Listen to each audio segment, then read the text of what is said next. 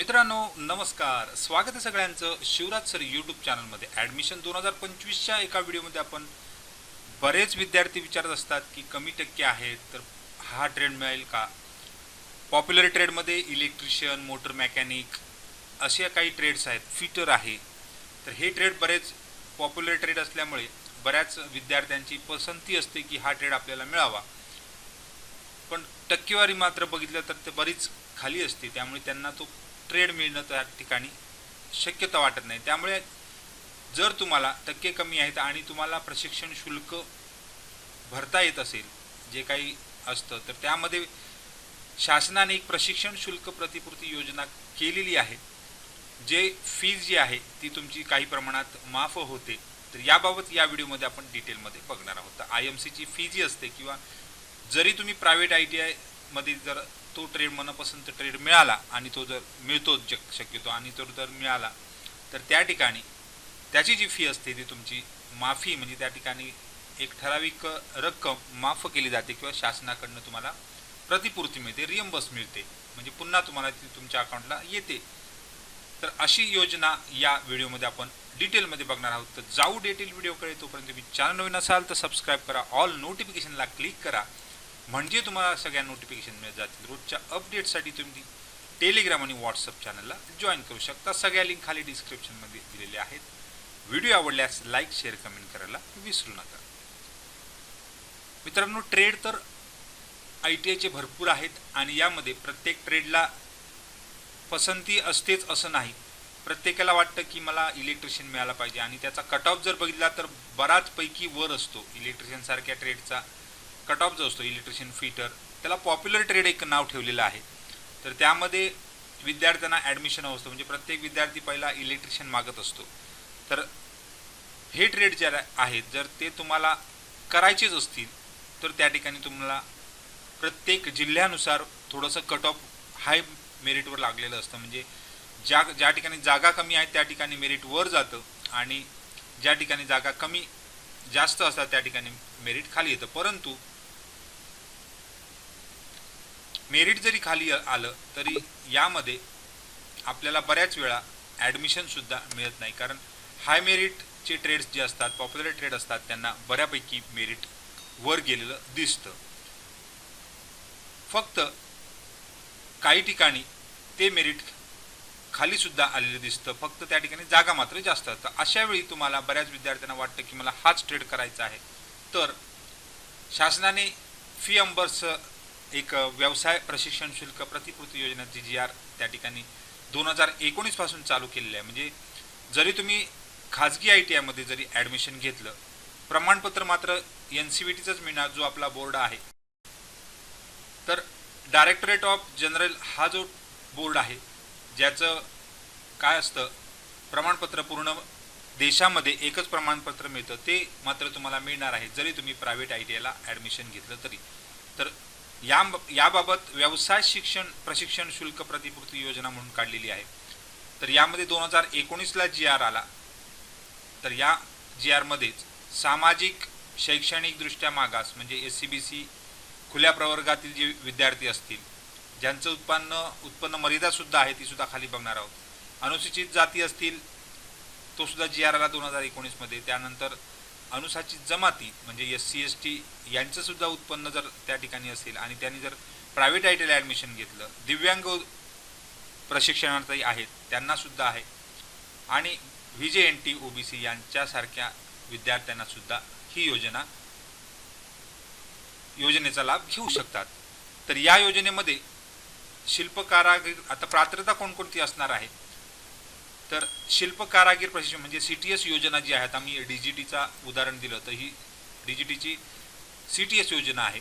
या अभ्यासक्रमांसाठी शासकीय औद्योगिक प्रशिक्षण संस्थांमधील PPP म्हणजे त्या ठिकाणी IMCच्या जागा आपण एक प्रकारच्या म्हणू, जर आणि खाजगी औद्योगिक प्रशिक्षण संस्थांमध्ये प्रवेशासाठी उपलब्ध जागा ज्या आहेत, जर विद्यार्थ्यांनी कॅप राऊंडला जर ॲडमिशन मिळत असेल तर हा विद्यार्थी या योजनेसाठी म्हणजे प्रशिक्षण प्रतिपूर्ती योजनेसाठी फी रिएम्बर्ससाठी अर्ज करू शकतो, म्हणजे पात्र आहे.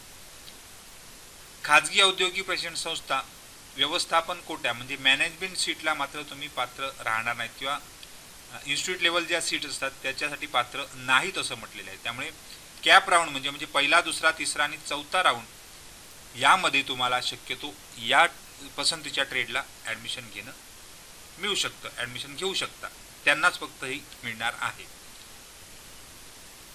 आता यामध्ये प्रवेश घेतलेल्या तुकड्यांना SCVT NCVT ची मान्यता असणे आवश्यक आहे. म्हणजे मगाशी आपण म्हटल्याप्रमाणे DGT ची मान्यता असणे आवश्यक आहे आणि असणारच आहे.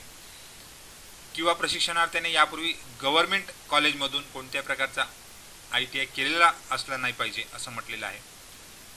त्याचबरोबर इतर ठिकाणी जे शासनाच्या योजना असतात त्याचा लाभ घेतलेला नसावा. प्रशिक्षणार्थी हा महाराष्ट्र राज्याचा अधिवासी म्हणजे डोमेसिल ऑफ महाराष्ट्र असावं, या काही अटी शर्ती त्या ठिकाणी ठेवलेल्या आहेत. आणि फक्त 2 अपत्यांना हा लाभ मिळतो, म्हणजे कुटुंबातील 2 अपत्यांना लाभ मिळतो. आता प्रायव्हेटची जर फी बघितली तर आपल्याला बऱ्याच विद्यार्थ्यांना कॉलेजेस माहीत नसतात, तर आपण सर्च ITI मध्ये जाऊन समजा एखादा तुम्हाला ITI करायचा आहे, तोच ITI तुम्हाला करायचा आहे, समजा रिजन आपण मुंबई घेतला, ठाणे घेतलेला आहे आणि तुम्हाला समजा इलेक्ट्रिशियनच करायचं आहे किंवा याच्यामधले काही ट्रेड करायचे, समजा इलेक्ट्रिशियन बऱ्याच विद्यार्थ्यांची प्रेफरन्स असतो किंवा फिटर असतो, मोटर मेकॅनिक असतो, RAC असतो. तर सर्च केल्यानंतर इथे बघा प्रायव्हेट म्हणून येतं आणि त्यामध्ये अहमद अब्दुल्ला गरीब ही प्रशिक्षण संस्था, यामध्ये 20 सीट आहेत. फादर ॲग्नल यामध्ये सुद्धा 20 सीट आहेत आणि जय भगवान ITI मध्ये 20 सीट आहेत. म्हणजे या 60 सीटची या ठिकाणी तुम्हाला ठाणे जिल्ह्यातील विद्यार्थ्यांना प्रायोरिटी देऊ शकतात, ज्यांचे पर्सेंटेज मात्र ज्यांना या ITI मध्ये प्रवेश घ्यायचा. आणि बऱ्याच विद्यार्थ्यांना गव्हर्नमेंट ITI मध्ये जर ॲडमिशन मिळत नसेल, आता ट्रेड पसंतीचा मिळणार आहे, फक्त त्या ठिकाणी तुम्हाला फीज भरायची आहे. तर या फीबाबत जर बघाल तर लाभ जे आहेत, तर जी काही फी आहे ती तुमची 80% एवढी रिटर्नेबल आहे. आता उत्पन्न मर्यादा जर तुमची 2,50,000 पेक्षा कमी असेल तर 100% प्रशिक्षण शुल्क या ठिकाणी तुम्हाला रिटर्न मिळणार आहे असं म्हटलं आहे. फक्त त्याच्या काही अटी अजून आहेत. त्यानंतर 2.5 लाख ते 8 लाख जर असेल तुम्हाला 80% एवढं प्रशिक्षण शुल्क मिळणार आहे, जे गव्हर्नमेंटचे प्रशिक्षण शुल्क वजा करून त्या ठिकाणी मिळणार आहे. या ज्या अटी आहेत त्या वाचून घ्या. याची PDF तुम्हाला डिस्क्रिप्शनमध्ये लिंक आहे, त्या लिंकवर मिळून जाईल. त्याचबरोबर वेबसाईटवर सुद्धा अपलोड केलेली आहे. 10वी उत्तीर्ण असला पाहिजे. त्या ठिकाणी 100% व्यवसाय प्रशिक्षण प्रति जी योजना आहे, म्हणजे कोणाला तर जर तो दिव्यांग प्रवर्गातील प्रशिक्षणार्थी असेल तर त्याला 100% सगळी रक्कम रिटर्नेबल आहे असं म्हटलेलं आहे. आता यामध्ये शासनाची फी जी आहे, म्हणजे गव्हर्नमेंट ITI ची फी असते 1200 रुपये, तर त्याचबरोबर प्रायव्हेट ITI ची त्या ठिकाणी 30,000 रुपये फी आहे मशीन गटसाठी. नंतर बिगर मशीन गट जे काही ज्या ठिकाणी बिगर मशीन गट म्हणतो आपण, त्याला 1,000 असते गव्हर्नमेंटची आणि 25,000 असते प्रायव्हेटची. म्हणजे ही तुम्हाला 30,000 रुपये पहिले भरायचे आहेत, त्यातनं तुम्हाला 30,000च्या 80% ते 100% एवढी रक्कम त्या ठिकाणी मिळणार आहे. फक्त गव्हर्नमेंटची फी त्या ठिकाणी त्यामधून वजा केली जाणार आहे असं त्या ठिकाणी म्हटलेलं आहे. आता रिटर्न किती मिळतील तर 2.5 लाख उत्पन्न असेल तर 28,800 साधारण या मॅक्झिमम मिळू शकतात. फक्त त्या ठिकाणी तुम्हाला संबंधित कागदपत्र सादर करणं गरजेचं आहे.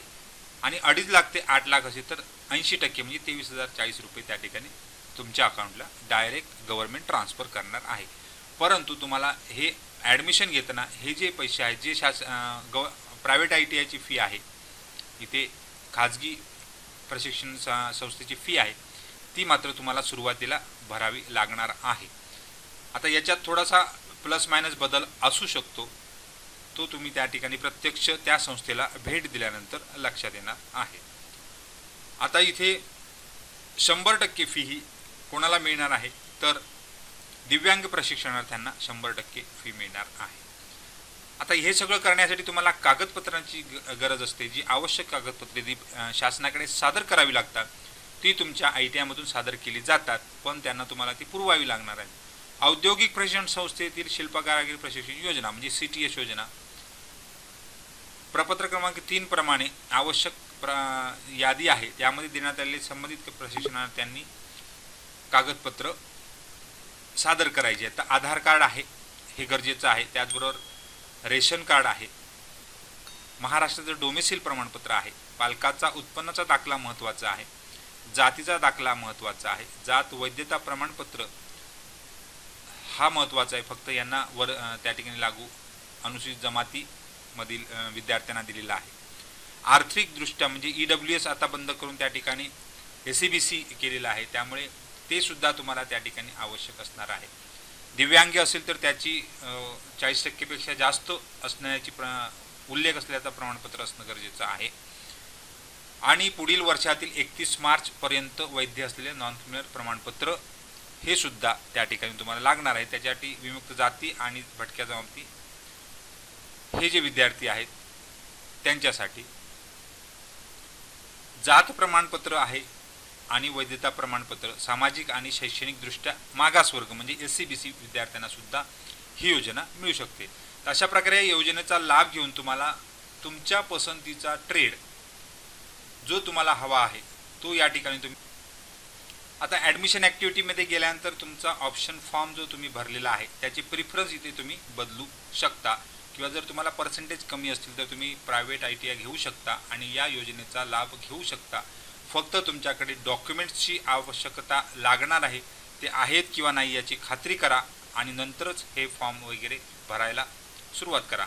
सगळ्यांना खूप खूप शुभेच्छा आहेत. अजून काही डाऊट असेल तर कमेंट बॉक्समध्ये कमेंट करा, म्हणजेच तुम्हाला त्याबद्दलची उत्तरं किंवा इतर माहिती मिळून जाईल. तर सगळ्यांना खूप खूप शुभेच्छा आहेत. धन्यवाद.